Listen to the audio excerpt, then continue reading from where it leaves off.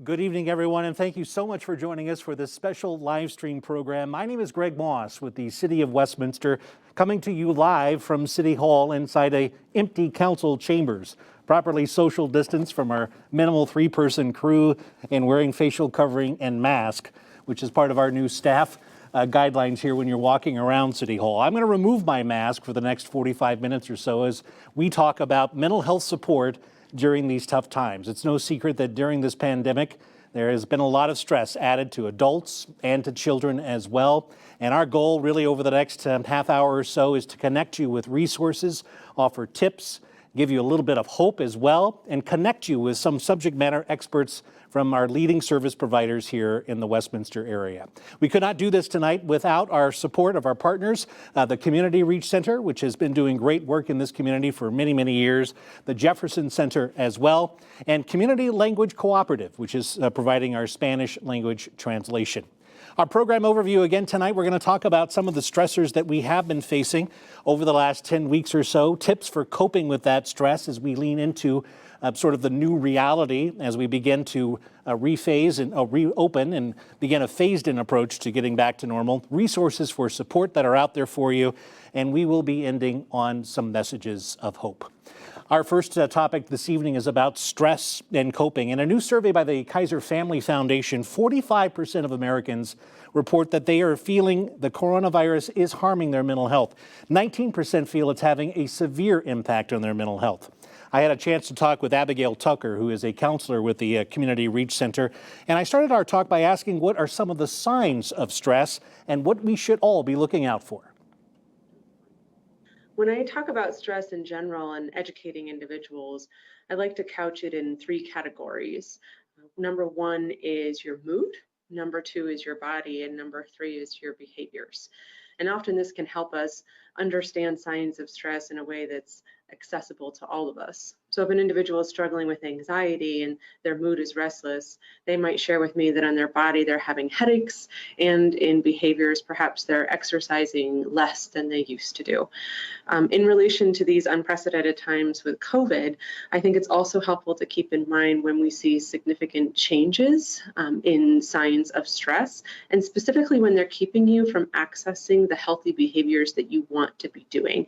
Using my example of the individual struggling with anxiety, if they typically were exercising 3 days a week to manage that stress and restlessness, and now during COVID-19 they haven't exercised at all and they want to, it helps us really see that we have a swing in behavior that's preventing us from engaging in healthy coping skills. The other things that I think are critical, though, to keep in mind is that social isolation is an unintended consequence of COVID-19.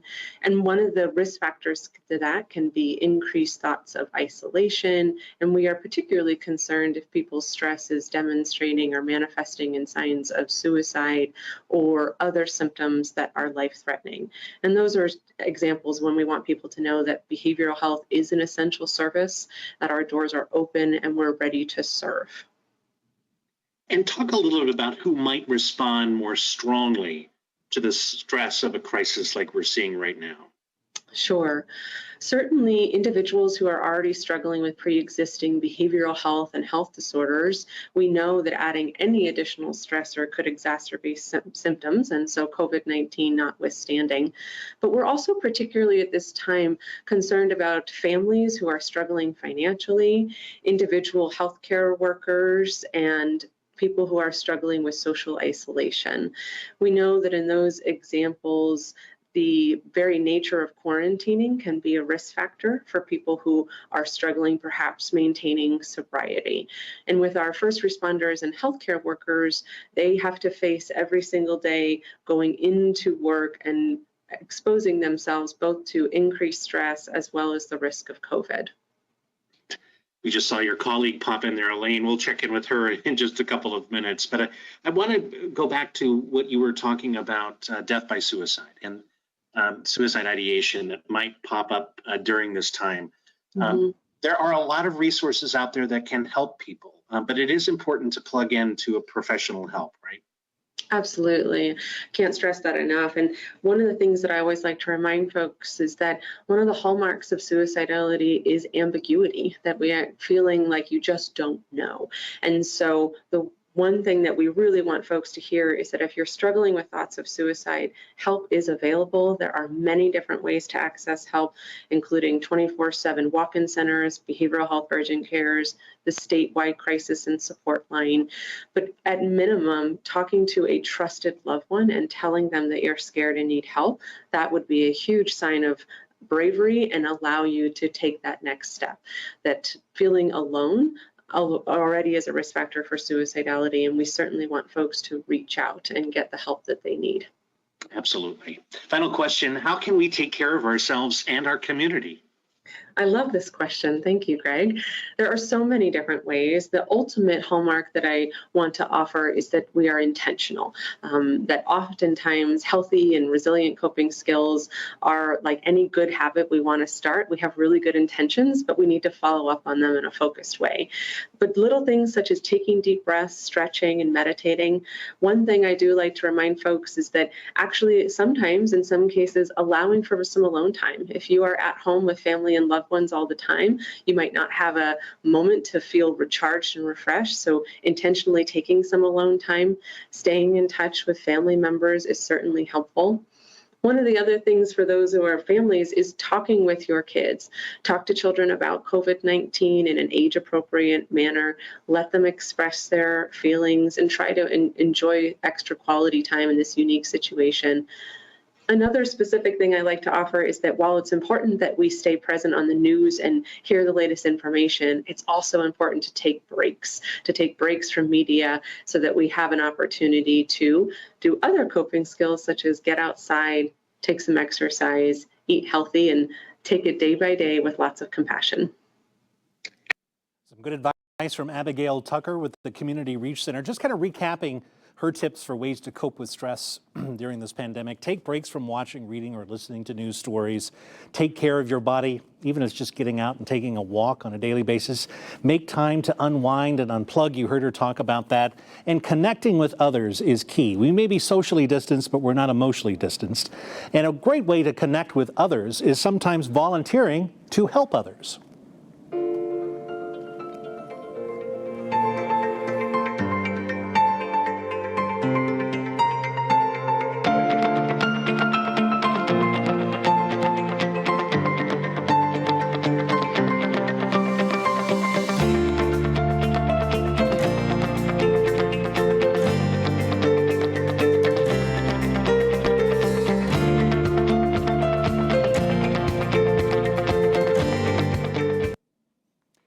Again, there are lots of resources that are available to help you. Many of them are free of charge, or they will find some help for you to get the help that you need. The crisis support line that you heard Abigail talking about is available toll-free 24/7, 844-493-8255, or you can text TALK, T-A-L-K, to 38255. The Community Reach Center, this is their main line. You will also hear a recording that will guide you to their 24-hour crisis line if you need that. Their phone number is 303-853-3500. And the Jefferson Center, which is another great opportunity for folks who live in Jefferson County here in Westminster, can be reached at 303-425-0300. You know, the pandemic has led to a series of losses, whether it's anxiety about where our future job is going to be, whether it's where we're going to be able to connect with friends and family again. It can lead to a lot of grief and loss, and that can show up in many different ways. I had a chance to catch up with Lisa Puma, who is also with the Community Reach Center, and she says that although grief is difficult, it does help us to recognize that it's important that it is part of the natural process of being human, and a lot of times it can be very useful. Sure. So whether the loss that we're experiencing is concrete, such as a loss of a loved one or job loss, or we're experiencing the collective grief of watching systems that we depend on destabilize, such as our work or our healthcare or our educational or economic system, it upends our understanding of the world around us. And it's experienced as losing predictability, losing control, maybe even losing our ability to protect those that we cherish. And so when you think about reacting to those scenarios, grief sounds quite natural. And it's actually a very healthy response. And the way in which it's useful to us is that it forces us to recognize the need to adapt to a new reality, to almost recalibrate and assess how we might move through the grief experience that we have. And a lot of psychologists and professionals such as yourself say it really helps to kind of name and claim our grief. Mm-hmm. What does that mean? That's a great question. So when you think about the degree of uncertainty that is attached to this pandemic, it's not unusual for people to be sitting with that vague sense of anxiety or some sense of distress that can be hard to articulate. So if you think about how it can be helpful to find language to describe those feelings, that's the essence of processing grief. Being able to name and process emotions is a critical aspect of grief. And the thing that I think is really, in some ways, very, very simple, even though grief is one of the most painful, difficult emotions that one can experience, it's not technically difficult. You can journal and kind of help process some of your feelings, but you can also reach out to others and get good social support for grief. And so in a lot of ways, it's really just giving voice to what you're sitting with and really finding a way to put a name to that vague sense of distress or unrest that we're sitting with. We have talked a lot about social distancing during this pandemic and the need from a health perspective to make sure that happens. But, social connections are still so important to people. But how do you do that in this new environment? Great question. So we actually have a saying at my workplace, which is physical distancing does not mean emotional distancing. So really considering how you can maintain those relationships in other ways. We know how positive and impactful good social support can be in helping move through grief. So it's essential to maintain that. And sometimes it's as simple as making sure you're intentionally making phone calls to check in on loved ones, or texting, video chats, social media. Those may not necessarily have the same level of emotional satisfaction or even physical satisfaction of being close and having kind of that comfort of touch. But it can absolutely contribute to that emotional connection that is essential in that process. It's a nice way to reduce the social isolation that comes from being physically separated from friends and families and loved ones. And this is going to last for some time now. We'll kind of reintegrate ourselves back into a normal way of being. But really, when you look back on it, things have changed, and probably for a very long time. Any advice on how to deal with that kind of change in the loss that comes with that? That's a great question. I think the thing that I always kind of come back around to is the reminder to be gentle with ourselves and to recognize that grief is hard and that transitions and ambiguity is hard. And when we're sitting with something like this, that we're going to be sitting in ambiguity for quite some time in a lot of ways. And so recognizing and normalizing the distress that can create and getting good support for it and honoring your process around it. And the other takeaway that I sit with is the importance of intentionality. When you're using technology to create connection, for example, we're a society that likes to be on our phones, or we like to be connected in a multitude of ways concurrently, which can be very distracting and can really create distance when we're actually trying to stay emotionally connected. So doing what we can to stay fully engaged and present during those times and almost giving it a sacredness and honoring its importance will help sustain us during some of that ambiguous time and as we extend into the future with this. That's Lisa Puma with the Community Reach Center, and kind of recapping what she was talking about as we look for ways to cope with grief and loss, making that call. Check in with friends, family, coworkers, people who perhaps work in our field. And make sure you understand that seeking mental health assistance from an expert is nothing to be embarrassed about. There are lots of resources out there to help you, and it's important to do. And don't get caught up in the guilt, she says. Open up opportunities for positive feelings as we move forward and deal with this stress.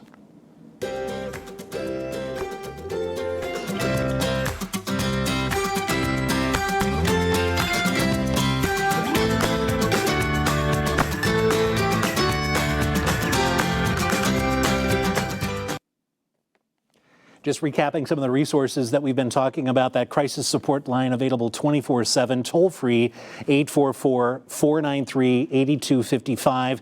The Community Reach Center is available at 303-853-3500, and the Jefferson Center is available at 303-425-0300. Once again, we're back talking about what it's like to deal with some of the mental health challenges of COVID-19 and this pandemic. What we are learning during this entire crisis is that for people who are dealing with substance use challenges, it can be very, very difficult for them. I spoke with Jennifer Gilbert, who is a counselor and substance use disorder expert at Community Reach Center, about this. And she tells us that avoiding social interaction may be a source of sadness and frustration to most people, but for those who are fighting substance abuse, it can threaten their recovery. Sure. So, the COVID-19 virus, it's new to all of us. There's still a lot that we're all learning and uncovering day by day. One thing that we do know is the COVID-19 virus is particularly prevalent among substance-using populations, and that's due to a number of reasons. Generally speaking, this population is more compromised than other folks. Lack of health care, lack of stable housing, lack of resources, certainly those types of variables impact an individual. One thing that is particularly interesting is that because the COVID-19 virus it attacks the respiratory system, what we do know is that it's a serious threat, particularly for people who smoke cigarettes, who vape e-cigarettes, those who smoke marijuana, and we're also seeing those with opiate use disorders and methamphetamine disorders. They may be also particularly vulnerable to the COVID virus based on the effects to the respiratory system.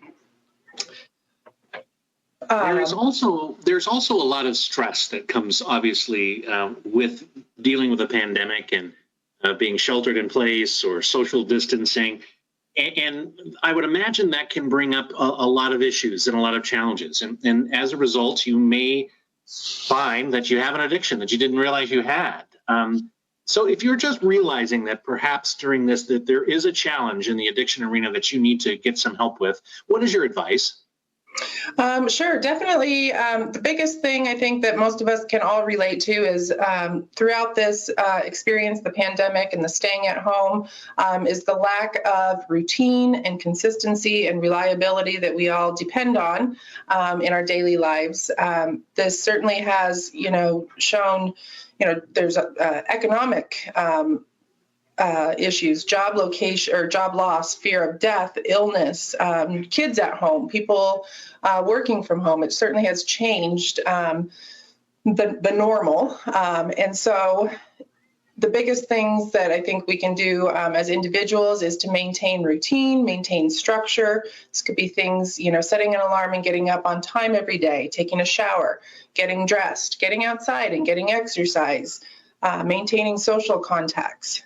Folks who rely on, substance use groups or treatment, while that has been impacted by the virus and the stay-at-home orders, certainly there's a lot of virtual appointments. Telehealth has really exploded and has become quite a meaningful and impactful way to continue treatment. So really biggest things are to develop routine, find a new hobby, utilize the virtual support groups, reach out, make phone calls, get outside. The weather's beautiful. Do what you can to keep on pace. Indeed. And tips for keeping up, a few more, is to hold on to those goals. Those goals that you established pre-COVID are still in place now and will be there for post-COVID, hopefully. Creating that routine, as she was talking about. Embracing that physical distance, not the emotional distance. You're going to hear that a lot from our speakers this evening. And check out those virtual support options because there are many of them now available. Lots of resources are out there as well. The Crisis Support Line is a 24/7 available resource for you. Community Reach Center is also available for you, especially if you're in Adams County. If you're on the Jefferson County side of Westminster, you can reach out to the Jefferson Center at the phone number on your screen there. According to statistics, 1 in 3 women and 1 in 4 men in this country will experience some sort of violence with someone that they know or in a relationship with during their lifetime. And the experts are worrying that these numbers could increase dramatically in the days and weeks ahead as we are dealing with social shutdowns and lots of different types of regulations that keep us in the home. I had a chance to catch up with the domestic violence expert, Elaine Fisher. She's also with the Community Reach Center. She says the at-home orders that we've been seeing have caused a lot of challenges for people who are in abusive situations. Yes, certainly. It's come to my attention in the recent weeks and in recent conversations with various colleagues, including my own colleagues at Community Reach Center, colleagues with other community mental health centers, and even at the state level with the Denver Anti-Trafficking Alliance Mental Health Subcommittee that I co-chair. We're all sharing the conversation and the concern for our community members who are at risk for domestic or interpersonal violence, and certainly recognize it as an increased significant public health issue. This also includes individuals at risk or currently being labor or sex trafficked, which may also be exacerbated further for survivors who are experiencing it in an intrafamilial way. And we know that domestic violence is rooted in power and control. And right now we're all kind of feeling a lack of control. That's just to be expected. Is that part of the reason you think abusers are perhaps acting out more and even in more extreme ways right now? Absolutely. You're correct. Domestic violence is absolutely rooted in power and control, and it can manifest in a variety of ways. And in the wake of this COVID-19 pandemic, we're all feeling powerless. But for individuals who are abusive to their partner or their children, these behaviors can really increase. Specifically with COVID-19, some of the ways that this might manifest are that abusive partners may withhold necessary items such as hand sanitizers, disinfectants, masks. They may share misinformation about the pandemic to control or frighten survivors, or even to prevent them from seeking appropriate medical attention if they have symptoms. They may withhold insurance cards or even threaten to cancel their insurance, or in general prevent them from seeking important medical attention if it's needed. Survivors who are older or have chronic heart or lung conditions may be at increased risk in public places where they would typically get support, like shelters, counseling centers, courthouses, police departments. And so that might be a bit of a barrier and part of the impact of what we're seeing with COVID-19. Travel restrictions may also impact a survivor's escape or safety plan. It may not be safe for them to use public transportation or to fly. And then, unfortunately, an abusive partner may feel more justified to escalate their isolation tactics because it's almost like a state and national sanctioned opportunity for isolation, as it were. Yeah. So what can a person who may be experiencing abuse do to get help right now? First and foremost, know that abuse is not your fault. And despite the increase in mandated isolation, just know that you're not alone. Reach out if you can to a safe family, friends, or professionals. And remember that safety of you and the children are the #1 priority. Thoughtful safety planning is essential for anyone trying to leave an abusive situation, as the most dangerous time for a person when they make the decision to leave is when they decide to leave, because the perpetrator of the abuse ultimately loses control. And so I would also encourage you to consider speaking to your local police department about your situation if you're able, as they can support filing police reports or potentially obtaining restraining orders if needed. Remember that the process of leaving a violent or abusive situation is often a long and gradual one. And on average, it can take someone 7 times to try to leave before you're able to leave the situation for good. And also remember other warning signs of escalation of abusive behaviors. That may be including increasing physical violence of any kind, presence of guns or other weapons in the home, history of choking or strangling in the past, extreme jealousy behaviors. If the abuser is expressing suicidality or homicidality outright, or if you believe that your partner is capable of killing you, those are all extremely important escalation factors to consider. No one deserves violence. And so the other thing and final thing I would recommend is, in the midst of all of this, is to practice self-care and do anything you can that makes you feel good and takes care of your mind, body, and spirit. And that could be anything like exercise, yoga, meditation, reading, and just be mindful of also not using alcohol or drugs as a means to cope. Some really good advice advice from Elaine Fisher in the Community Reach Center. Elaine also recommends that if you are in a situation right now that is violent and you would like to talk to someone immediately, to call the National Domestic Violence Hotline that is staffed 24/7. It's toll-free number 800-799-SAFE. There's also our crisis support line here in Colorado at 844-493-8255, or you can text TALK, T-A-L-K, to 38255. And the Community Reach Center, where Elaine works, can be reached at 303-853-3500. You know, we are all collectively sort of walking the journey here as we are dealing with this pandemic. For all of us, this is something new. We've never dealt with anything like this, at least most of us. This is certainly causing a lot of angst, a lot of depression in some cases, a lot of anxiety and just uncertainty, as you've heard from all of our guests so far. Nevertheless, we have to look forward. And as Heather Trish, who is the clinical director at Jefferson Center for Mental Health, tells us, there are important things we can do to remain positive about the future. You know, this is a very real challenge that we are all faced with right now, but it is possible to remain positive. And I say that with a very real acknowledgement that it's real that sometimes we will get negative, and that's okay, and that's normal, and it's natural. But that outlook of remaining positive will be helpful for you in a variety of different ways. You know, one thought I have is about how you and where you receive your news, what you're exposing yourself to in general. If you're noticing, for example, that more information makes you feel calm and in more control, just notice that and make sure you get that information that you are obviously needing. But if you notice that more information increases your anxiety, notice that as well, and just limit the amount of information and media that you're exposing yourself to. That positivity will kind of help keep you grounded and give you the opportunity to feel like you're making choices in your life. Some good advice, and I'm curious about your tips that you might have for us as we're getting ready to go from stay at home, kind of sheltering in place, and now to safe at home and a very slow return to work. Yes, so you know this is new for everyone, and we're all just kind of figuring this out as we go. So I don't think that anyone has the answers, right? But I would say listen to your needs, listen to yourself. If you are noticing that what you're doing is not working, right, evaluate that. There are some general guidelines to taking care of yourself and doing some good self-care work. You can have some sort of structure in your day. And that doesn't mean rigid structure. That essentially means some sort of way that you wake up and there's a routine in general throughout the day until you go to bed at night. So in that structure, you might consider things like exercise. Exercise is incredibly important, and that's been a challenge for some people in this stay at home order and then safe at home.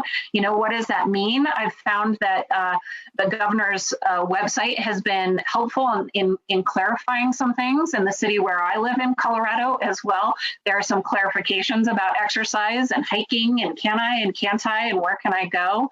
But exercise would be a wonderful thing to consider, even just getting outside in the beautiful Colorado outdoors. We've had some wonderful weather lately. And so if that means walking around your block, great. If it means doing some pre-recorded online exercise videos in the calm and safety of your own home, great. If that means you live in a community where you can have the opportunity to go for a hike, do that, walk your dog. But that exercise, that outdoor exposure is incredibly refreshing for most folks. I would say stay connected as well. You know, I think we are talking a lot about this because, you know, we have this social distancing thing, and I sure wish we were calling it physically distancing because the physical distance is so important, but we don't want to socially distance, right? We want to make connections with people in our lives that make us feel human, that do positive things for us. You know, healthy relationships and connections to others in general for humans are a protective factor for all sorts of emotional, physical, and mental health conditions. So that's a really important one to do. You can do that via text, via phone, via Zoom. GoToMeeting. I mean, there's a million ways to connect now. And so I really encourage folks to do that. And not only on social media, but that might be one place you consider connecting as well. And know that flexibility is really necessary. You know, you'll have a plan one day and then news comes out or something happens and you're going to need to change that. And that's okay. And you know, you're not alone in that, right? Everyone is needing to have that flexibility and have that last minute change. And so just having the validation that it's okay and we're going to be flexible, we're going to have to be flexible, but we'll get a new normal and then we can adjust, and adjustments are necessary and it's going to be okay, right? That message is it's going to be okay. We can figure this out. We can figure this out together. Again, if you need some help with a crisis that may be going on with some mental health challenges that you have, the 24-hour number there on your screen is available to you right now, 844-493-8255. You can also reach out to the Community Reach Center at any time. They also have a 24-hour access number, and the Jefferson Center as well can hook you up with some great resources. Part of the reason why we're doing this special program tonight is because May is Mental Health Month. We have been honoring this special month for many years here in the city of Westminster, and I'm honored now to share with you a proclamation that was just signed by our mayor, as a matter of fact, today, whereas 1 in 5 people in our communities experience a mental health condition each year, and whereas 8.1% of individuals in our communities experience substance use disorder each year, and whereas increased focus on the prevention of mental health conditions and substance use disorders among kids and adolescents through screening and early intervention helps improve lives, and whereas the stigma against mental health conditions and substance use disorders prevents many people from accessing care. I'll just jump down to the end here. Now, therefore, I, our Mayor of Westminster, do hereby proclaim May 2020 as Mental Health Month. And that's signed by Herb Adgeson, the mayor of the city of Westminster. And I know all of our city council members also feel very strongly about this. We want to thank our sponsors again tonight and all of the partners that you heard from this evening, especially from the Community Reach Center, Jefferson Center, and we want to thank Community Language Cooperative for providing our translation resources for us this evening. We especially want to thank you for joining us and let you know that lots of things are changing as it relates going from a stay-at-home order to a safe-at-home order. This impacts all of our residents in Westminster as well as all of our businesses. So please stay tuned to our main website, the cityofwestminster.us. Our communications team is constantly updating the special COVID-19 page, and you'll find all the latest resources. If you've got some questions, though, that you can't find the answers to, please email us at covid19cityofwestminster.us. Give us a few days to respond to those. And also, don't forget, if you need referrals to social services-like services, I'm talking food, rental assistance, perhaps some questions about job support, call 211. They'll be able to help you as well. We want to thank you so much for joining us here this evening. We hope it's been helpful. We hope we've imparted and empowered you with some resources. Please take good care of yourselves. Take care of your families. Take care of your friends. This has been the Mental Health Support During Tough Times special broadcast. And thank you. I'm Greg Moss with the City of Westminster. I'm going to put my mask back on as I head out and social distance. Enjoy the rest of your evening. We'll see you again soon.